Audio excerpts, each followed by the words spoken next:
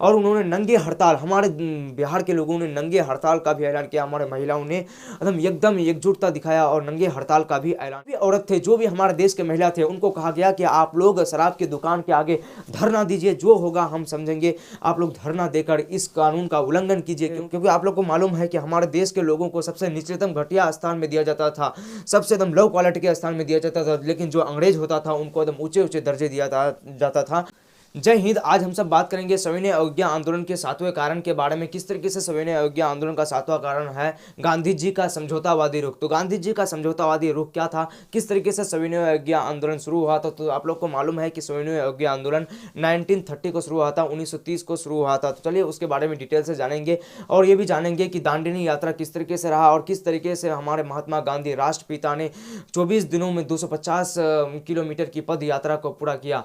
तो इन सब के बारे में जानकारी हासिल करेंगे। तो चलिए आज की इस वीडियो को स्टार्ट करते हैं। तो सबसे पहले बात करते हैं महात्मा गांधी का समझौतावादी रुख। महात्मा गांधी का समझौतावादी रुख क्या था, गांधी का समझौतावादी रुख, उसके बारे में सबसे पहले बात करेंगे। तो गांधी जी का समझौतावादी रुख, गांधी जी आंदोलन आरंभ करने से पहले आप लोग को पहले बताया कि गांधी जी आंदोलन जो शुरू किया था वो दांडिनी यात्रा से शुरू किया था और 5 अप्रैल को पहुंचा दांडिनी और 6 अप्रैल को नमक कानून का नमक बनाकर, समुद्र के पानी से नमक बनाकर एकदम उसका विरोध करने लगा। तो किस तरीके से उस कानून का शुरू करने से पहले क्या कहा था वायसराय इरविन से। तो वायसराय इरविन से वो एक 11 सूत्री मांग को रखा है। 11 सूत्री मांग के अंतर्गत कुछ इस तरीके से आता है, रूपण मंदिरा निषेध, यानी शराब तराब जो भी होता है इस तरीके का हमारे देश में निषेध होना चाहिए। इस तरह का कानून एकदम लाना चाहिए कि इस तरह का निषेध हो, शराब जो भी नशे सामान हो इस तरह का निषेध हो। क्योंकि उस समय जो एकदम शराब पी के मस्त, इसके मस्त, तो इस तरीके से उस समय औरतों पर काफ़ी जुल्म होता था। तो इस औरतों के जुल्म को रोकने के लिए ये कानून लाया, मतलब 11 सूत्री मांग के सबसे पहले ये किया गया था पूर्ण रूपण मदिरा निषेध। इसके अंतर्गत ये आता है जो शराब के फैक्ट्री बैठाए गए थे, जो शराब के कारखाने हमारे देश में बैठाए गए थे। दूसरा कारण था विनिमय की दर घटा दी जाए, विनिमय की दर घटा दी जाए, विनिमय की दर को घटा दी जाए, जो विनिमय मतलब लेन देन हो जाता है उसके दर को घटा दिया जाए। तीसरा कारण कुछ इस तरीके था, भूमि लगान आधा हो, भूमि लगान टैक्स, लगान यानी टैक्स, आप लोग को पता है कि लगान का मतलब होता है टैक्स। तो भूमि लगान जो उस समय होता था उसके लगान को आधा कर दिया जाए। और कुछ इस तरीके से चौथा नंबर में आता है नमक कर को समाप्त कर दी जाए। नमक कर, जो नमक का विरोध, नमक कानून का ही इसमें ज़्यादा विरोध था, तो नमक कर को समाप्त किया जाए, ये एक मांग रखा गया था। और पांचवा जो मांग रखा गया था, सेना संबंधी व्यय में कम लागत हो, 50% की कटौती की जाए।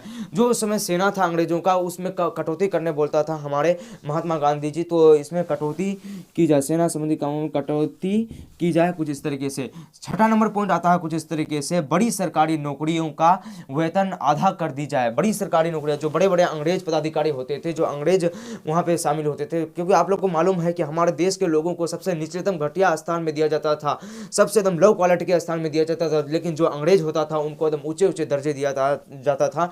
तो इसीलिए हमारे देश के महात्मा गांधी राष्ट्रपुरुष बापू ने कुछ इस तरीके से कहा कि बड़ी सरकारी नौकरियों का वेतन घटा दी जाए, बड़ी सरकारी नौकरियों का वेतन घटा दी जाए, जिससे अंग्रेजों को कुछ झटका लगेगा।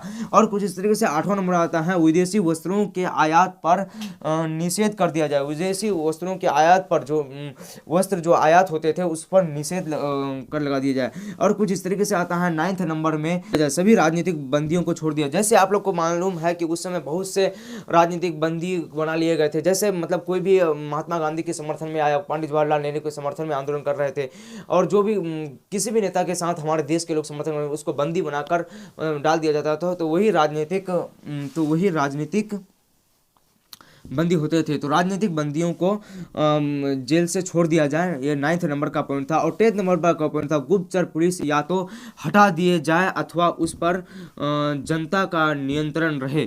अगर गुप्तचर पुलिस आप लोगों को रखना है, अगर गुप्तचर कमेटी बैठाना है, तो ये मतलब हटा दिया जाए, या तो नहीं तो फिर हमारे देश के जनताओं द्वारा इस पर नियंत्रण किया जाए, ये गांधी जी द्वारा मांग रखा गया था।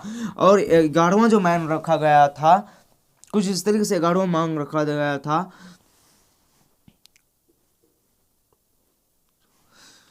आत्मरक्षा, तो 11वां मांग कुछ इस तरह से रखा गया था, आत्मरक्षा के लिए हथियार रखने की अनुमति दी जाए। आत्मरक्षा यानी अपनी रक्षा के लिए यानी हथियार दी जाए। जैसे अभी हमारे देश में बहुत से लोग लाइसेंसधारी बंदूक लेकर चलते हैं, जैसे फिल्म एक्टर और भी बहुत सारे लोग आप लोग देख सकते हैं कि अपने साथ बंदूक लेकर चलते हैं। तो ये 11 मांग था इन सब के बीच। तो 11 सूत्रीय मांग के अंतर्गत यही 11 मांग आते हैं। अगर आप लोग को क्वेश्चन आएगा कि 11 सूत्रीय मांग के अंदर कौन कौन से पॉइंट आते हैं, तो इन सब को आप लोग याद कर लीजिएगा, इन सब को आप लोग स्क्रीनशॉट मार के रख सकते हैं। इन सभी से आप लोग को लिख दीजिएगा तो आप लोग का पूरा के पूरा नंबर आएगा। तो चलिए अब बात करते हैं कि किस तरीके से वायसराय इरविन ने उसको मानना तो अलग, उसको उससे मिलने से भी इनकार कर दिया, गांधी जी से मिलने से भी इनकार कर दिया। तो गांधी जी का खून खोल गया कि हम लोग अब छोड़ेंगे नहीं, हम लोग आंदोलन करके रहेंगे, हम लोग देश को आज़ाद स्वराज दिला के ही रहेंगे, अपना राज अपनी हुकूमत करके ही लेंगे। तो चलिए अब बात करते हैं कुछ इस तरीके से दांडिनी यात्रा। तो उस समय जब ये मांग नहीं माना गया था वायसराय इरविन के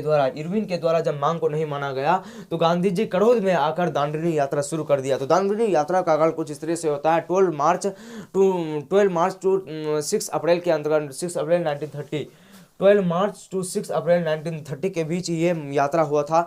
तो इस यात्रा में क्या क्या कामयाबी हासिल हुआ और किस तरीके से एक कारनामा अंजाम दिया हमारे महात्मा गांधी ने, चलिए उसके बारे में आप डिटेल से जानकारी हासिल करते हैं। तो चलिए अब बात करते हैं कि किस तरीके से दांडिनी यात्रा हुआ था। गांधी जी ने सबसे पहले सविनय अवज्ञा आंदोलन की शुरुआत दांडिनी यात्रा से की। दांडिनी यात्रा से की, आप लोग को पहले भी बताया, दांडिनी यात्रा से की 12 मार्च 1930 को साबरमती आश्रम से अपने 78 अनुयायियों के साथ, साबरमती आश्रम से अपने 78 अनुयायियों के साथ ये आंदोलन को शुरू किया और धीरे धीरे इसमें लोग जुड़ते गए और यह आंदोलन सफल होता गया। दांडिनी यात्रा से शुरू की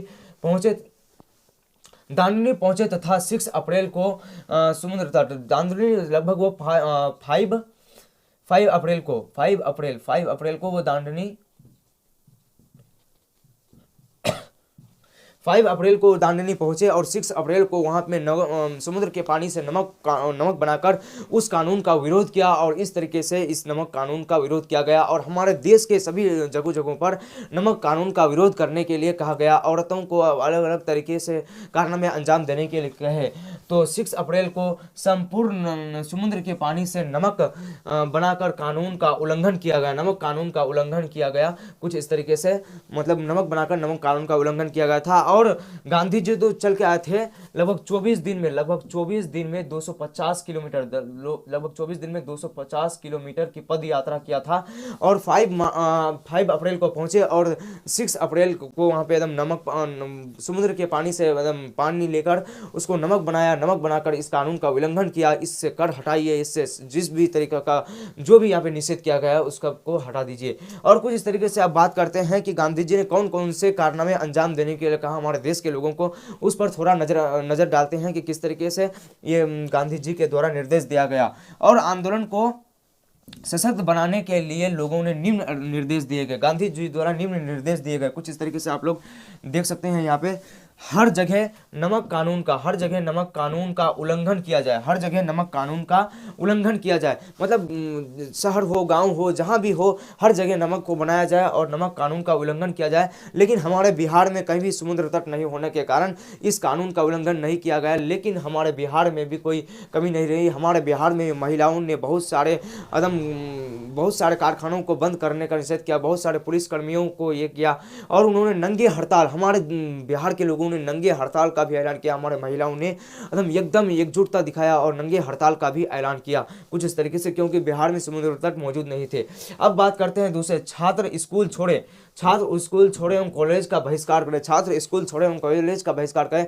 आप सबको पहले भी बताए थे कि किस तरीके से मतलब छात्र स्कूल छोड़े, तो उसके लिए मतलब ऐसा नहीं कि वो छात्र स्कूल छोड़ देंगे तो पढ़ाई नहीं करेगा। उसके लिए जामिया मिल्लिया इस्लामिया, अलीगढ़ मुस्लिम यूनिवर्सिटी, काशी विद्यापीठ जैसे बड़े बड़े कॉलेज खोल रखे थे, उसमें जाएगा। अब तीसरा बात करते हैं कि विदेशी कपड़ों का लाया जाना विदेशी कपड़ों का जलाया जाना। तीसरा पॉइंट कुछ इस तरीके से आता है, विदेशी कपड़ों का जलाया जाना, कि विदेशी कपड़े जो भी हैं उसको जलाया जाए और हमारे देश में जो भी हैं लगभग 20 लाख करघा को जमा किया जाए और 1 करोड़ रुपए को जमा किया जाए और 20 लाख करघा संपूर्ण भारत में वितरित किया जाए। ये भी एक महत्वपूर्ण था मतलब स्वराज्य कोष का। अब बात करते हैं चौथे पॉइंट, सरकार को कोई कर अदा नहीं किया जाए। सरकार को कोई कर अदा नहीं किया जाए, कर यानी टैक्स अदा नहीं किया जाए। जैसे आप लोग यहाँ पे देख सकते हैं कि किस तरीके से अभी 18% जीएसटी और बहुत सारे जीएसटी आप लोग देख सकते हैं कि हमारे देश में भी लगा हुआ है। तो सरकार को कोई भी कर अदा नहीं किया जाए, ये था चौथा पॉइंट। और पांचवा पॉइंट कुछ इस तरीके से था, औरतों को शराब के दुकान के आगे धरना देना चाहिए। औरतों को शराब के दुकान के आगे धरना चाहिए। जो भी औरत थे, जो भी हमारे देश के महिला थे, उनको कहा गया कि आप लोग शराब के दुकान के आगे धरना दीजिए, जो होगा हम समझेंगे। आप लोग धरना देकर इस कानून का उल्लंघन कीजिए, क्योंकि पूरा निषेध हो रहा था शराब कानून का। ये सबसे पहले आप लोग को बताएं कि किस तरीके से निषेध हो रहा था।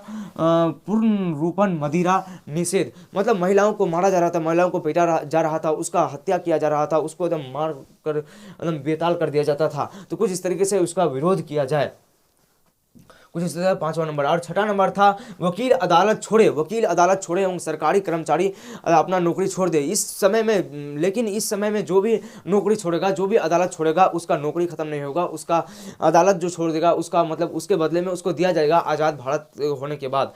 तो इस तरह के उससे वादा किया गया था। और 8 नंबर में कुछ इस तरीके से दिया गया था, घर घर में लोग चरखा काते, घर घर में लोग चरखा काते, सूद बनाए। घर घर में लोग चरखा काते मतलब सूद काते, घर घर में लोग सूद काते और अपने ओढ़ने के लिए कपड़ा बनाया। अपने ओढ़ने के लिए खादी जो कपड़ा होता था, इसी को पहनने का निर्देश दिया गया। और 8वां पॉइंट कुछ इस तरीके से, इन सभी कार्यक्रमों को सच्चाई एवं अहिंसा को सर्वोपरि रखा जाए। इन सभी कार्यक्रमों को सच्चाई एवं अहिंसा को सर्वोपरि रखा जाए, क्योंकि आप सबको मालूम है कि किसी भी आंदोलन हो, चाहे कोई भी आंदोलन हो जाए, जिसमें अगर उसमें लड़ाई मार हो गया, उसमें हिंसा हो गया, तो उसको जीता नहीं जा सकता है।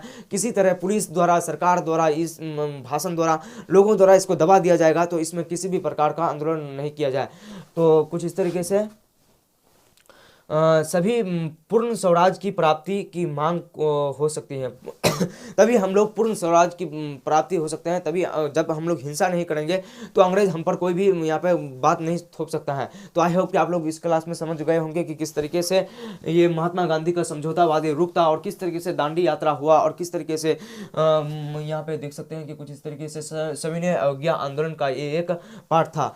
तो ये एक लास्ट पार्ट था सविनय अवज्ञा आंदोलन का। अब आप लोग को नेक्स्ट वीडियो में बताएंगे कि किस तरीके से हमारे देश में अलग अलग जगहों पर किस तरीके से नमक कानून का उल्लंघन हुआ और किस तरीके से सविनय अवज्ञा आंदोलन का परिणाम रहा। इन सब के बारे में बात करेंगे। फिर मिलते हैं नेक्स्ट वीडियो में। और आप लोग को बता दें कि आप लोग का अब इकोनॉमिक्स का क्लास स्टार्ट होने वाला है, तो अब भी कई दिन के लिए आप लोग का हिस्ट्री का क्लास अभी यहाँ पे बंद होने वाला है। तो फिर मिलते हैं नेक्स्ट वीडियो में इकोनॉमिक्स के साथ।